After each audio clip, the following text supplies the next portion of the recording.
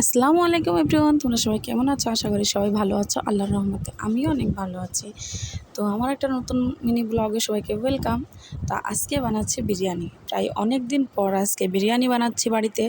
তো দেখো সব কিছু এখানে রেডি করা হয়ে গেছে আর ভাতটাও রান্না করা হয়ে গেছে। মা ভাতের এখানে পানি ঝরাতে দিচ্ছে।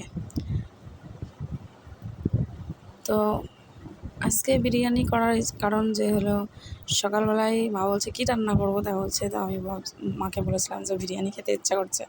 তো মা বলছে ঠিক আছে তাহলে আজকে বানা। তো দেখো এখানে মাংসটাও রান্না করা হয়ে গেছে আর এখন বিরিয়ানিটা দমে বসানো হবে, সেই জন্য এখন রেডি করা হবে। তো দেখো মাংসর যত তেল ছিল এখানে সব মানে আগে হাঁড়িতে দেওয়া হয়ে গেছে আর তারপরে এখন দেবে ভাতটা।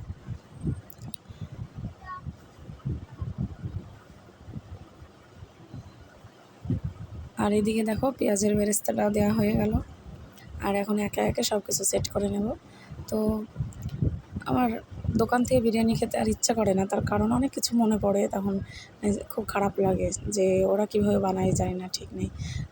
তো সেই জন্য আমি অনেক দিন ধরে খাইনি বিরিয়ানি। তো বাড়িতে আমি ভাবছিলাম যে বানাবো, তাই তারপরেই খাবো। তো ফাইনালি আজকে বানিয়েই ফেললাম। তো দেখো একে একে করে সব সেট করা হচ্ছে আর এই দেখো সব কিছু কমপ্লিট হয়ে গেছে। আর এখন সব শেষে ঘিটা দিয়ে দিচ্ছে। এই ঘিটার যে কী সেন্ট! তো দমে যখন বসানো হয় তখন যে একটা ঘ্রাণ আসে, তখন যে কত সুন্দর লাগে। তো তারপরে এখানে দেখো দুধ, কেশর, মিঠা আতর, গোলাপ জল, তারপর কেওড়া জল সব কিছু মেশানো ছিল এটা অনেকক্ষণ আগে। তো এখন দমে বসাবো চলো।